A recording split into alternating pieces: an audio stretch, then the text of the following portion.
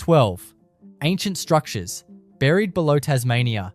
No one can explain beneath Tasmania. There is a hidden world that almost nobody talks about. Tunnels run under the streets of its capital city. Caves in the southwest hold traces of people who lived there during the last ice age. Stone patterns on its coastline look so precise that visitors refuse to believe nature made them. And in one remote bay, an entire garden built more than 2 centuries ago sat buried and forgotten until a survey team stumbled onto its stones. Today, we are going underground into 12 ancient and buried structures beneath Tasmania that continue to raise questions even the experts struggle to answer. Some of these places you can visit, others are so protected that entry is forbidden. All of them will change how you see this island. Before we descend, if you enjoy deep dives into forgotten places and the mysteries hiding beneath the map, subscribe and turn on notifications, because we uncover a new one every single week. Now grab a torch. We are going down. Number 1, the tunnels beneath Hobart. Most people walking through the centre of Tasmania's capital have no idea that an entire buried waterway runs directly beneath their feet. The Hobart rivulet was the reason the city was founded in 1804. It supplied fresh water flowing off the slopes of Kunanyi, Mount Wellington. But as the settlement grew, the rivulet became an obstacle. So the colonists did something remarkable. They buried it. Section by section, the stream was enclosed in brick and stone tunnels, and the city was simply built on top.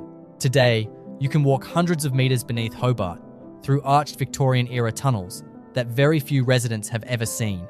Old foundations, sealed doorways, and bricked-up side passages branch off into darkness, and nobody has fully documented where every one of them leads. Some connect to the basements of buildings that no longer exist. During floods, the entire system roars with water.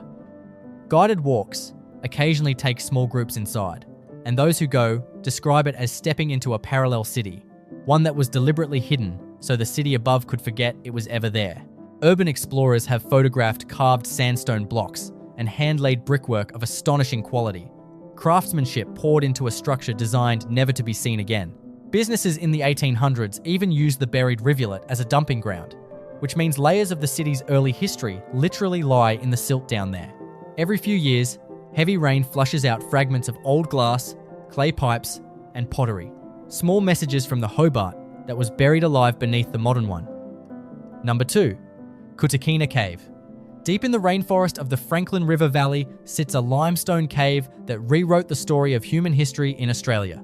When archaeologists excavated Kutikina in the early 1980s, they found stone tools, hearths, and animal bones buried in layers of sediment. The dates stunned everyone. People were living in this cave around 20,000 years ago, during the peak of the last ice age, making them the most southerly humans on the planet at that time. Back then, Tasmania was connected to the mainland, and the landscape around the cave was not rainforest at all, but cold open grassland roamed by wallabies and wombats. The people hunted, made tools from stone and natural glass, and kept fires burning through glacial winters. Then, thousands of years later, the climate warmed, the forest closed in, and the caves were abandoned. The rainforest grew over everything and hid it for millennia.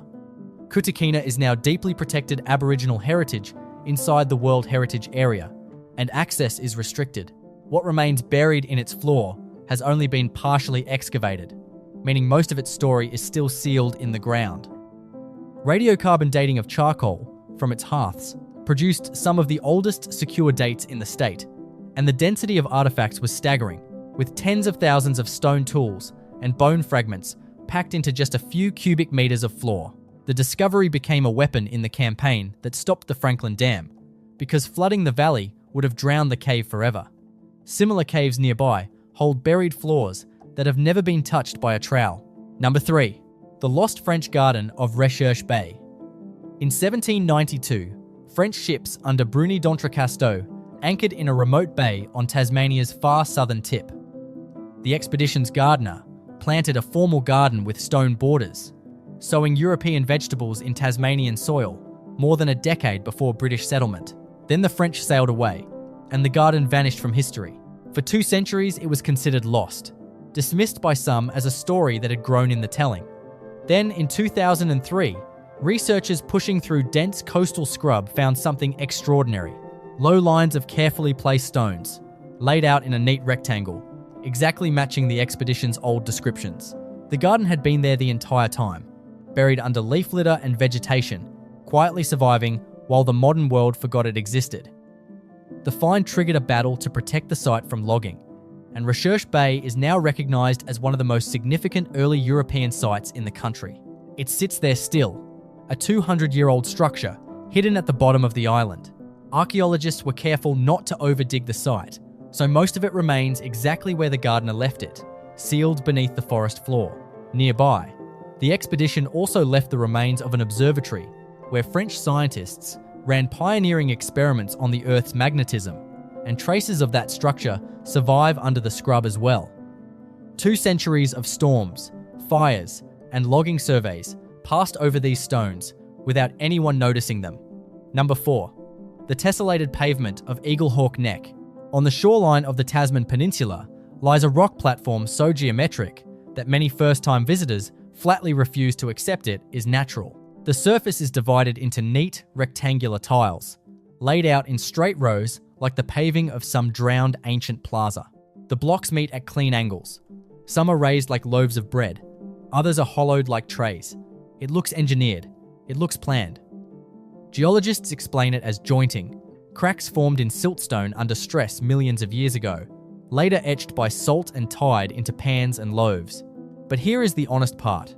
Pavements this regular are globally rare, and Eaglehawk Neck is considered one of the finest examples on Earth. Photographs of it regularly go viral, with captions claiming it is the floor of a lost city, and the comment sections fill with people who simply do not believe the official explanation. Stand on it at dawn, with the tide sliding across those perfect tiles, and you will understand why. Nature built something here that looks more designed than most things humans build. The pavement continues out under the sea as well, sloping away beneath the waves, so the visible platform is only the exposed edge of a structure that keeps going below the water. At extreme low tides, more of the grid emerges, glistening rows of tiles that were hidden hours before. After a storm, foam drains through the joints in long white lines, outlining the entire grid like glowing mortar between the tiles. Number 5. The carvings of Ross Bridge. The sandstone bridge at Ross, completed in 1836, should be just another elegant convict-built crossing.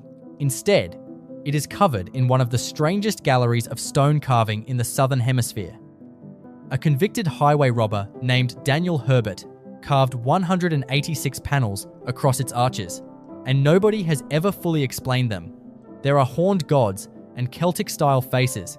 There are animals, spirals, staring eyes, and twisted figures that seem to mock the colony's officials. Some panels appear to show real people, including the governor, rendered with unsettling expressions. Hobart worked on the bridge in exchange for his freedom, and he filled it with symbolism that scholars still argue about today. Was it satire aimed at his jailers? Was it older folk imagery from his homeland, hidden in plain sight on a government project? He never explained, and he is buried in the Ross Cemetery, under a headstone he carved himself. The carvings survive in remarkable detail, and the lower ones sit just above the waterline, so some faces spend part of their existence beneath the river itself. Hobart was reportedly a stonemason of unusual talent, and the colonial authorities seem to have simply let him work, either not understanding what he was carving or not caring. Look closely, and you can find what many believe is his own face among the panels, staring back across nearly 2 centuries. Every carving is different, no pattern repeats, and no official record from the time explains what any of it was supposed to mean. Number 6. Sarah Island. In the middle of Macquarie Harbour, on Tasmania's wild west coast, sit the buried remains of what was once the most feared place in the British Empire. Sarah Island operated as a penal station from 1822 to 1833, reserved for the men considered beyond redemption. Convicts here felled Huon pine in freezing water and built more than 100 ships, making this tiny island one of the busiest shipyards in the colonies. Then it was abandoned, and the forest took it back. Today the island is a maze of ruins, half swallowed by soil and vegetation. The penitentiary walls, the bakehouse ovens, and the solitary cells survive as low broken structures, with much of the settlement's footprint still buried beneath the undergrowth. Archaeologists know that layers of the station, including workshops and slipways, remain unexcavated under the ground and along the shoreline. Visitors arrive by boat through a harbour entrance the convicts called Hell's Gates, and many describe an atmosphere on the island that is difficult to put into words, a heaviness that lingers around ruins that the earth is still slowly digesting. The isolation was the punishment. Escape attempts usually ended in death in the surrounding wilderness, though one group of convicts famously seized a ship they had just built and sailed it all the way to Chile. Guides point out bakery ovens that still hold soot from fires 2 centuries dead, and places where the ground dips over cellars and drains that have never been opened. The harbour around it is a graveyard too, holding the wrecks of ships that failed to survive the crossing through the entrance. Number 7. Exit Cave at Ida Bay. Beneath the forests of far southern Tasmania lies one of the longest cave systems in Australia, a buried labyrinth stretching for tens of kilometres through Ordovician limestone laid down hundreds of millions of years ago. Exit Cave is a genuine underground world. It has river passages, vast chambers, and galleries of glowworms that turn the ceilings into false night skies. Sediments and formations inside it hold climate records reaching back through ice ages. For decades, part of the system was quarried for limestone until public outcry shut the operation down and the cave was folded into the World Heritage Area. Access now requires permits and serious caving experience, which means this enormous structure sits beneath the island in near total darkness, visited by only a handful of people each year. Cavers who have been deep inside describe passages where their lights cannot reach the walls, and side tunnels that have never been fully mapped. It is a reminder that the largest architecture in Tasmania was not built by anyone. It was dissolved out of the bedrock, one drop of water at a time, over spans of time we can barely comprehend.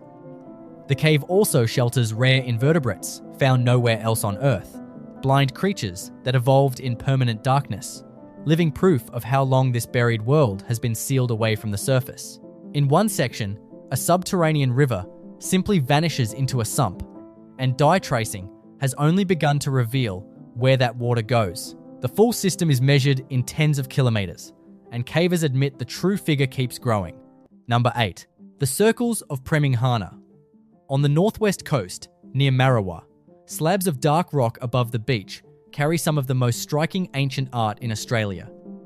Deep geometric motifs, circles within circles, rows of pits and curved lines were carved into the stone by Tasmanian Aboriginal people, and researchers estimate some engravings may be well over 1,000 years old, with associated occupation in the region stretching back many thousands more.